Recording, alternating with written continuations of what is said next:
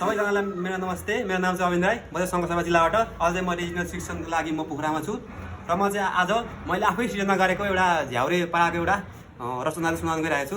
ल सबैजनाले तालीले वाह भनिदिनु होला है अन्तिममा चाहिँ।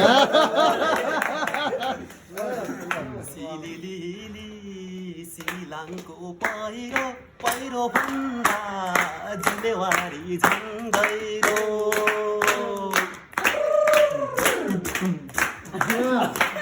सेती नदी खयाकै घुमेको लाउला टोपी पर्यटनमै बुनेको।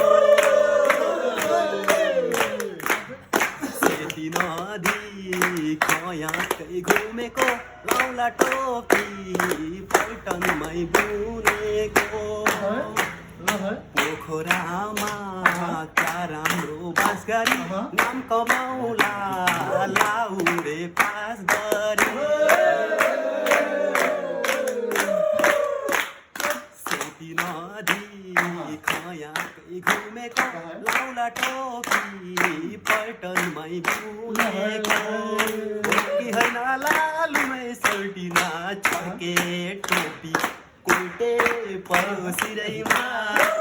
कि होइन लालुमै सर्टिना छर्के टोपी कोल्टे पर्यो सिरैमा।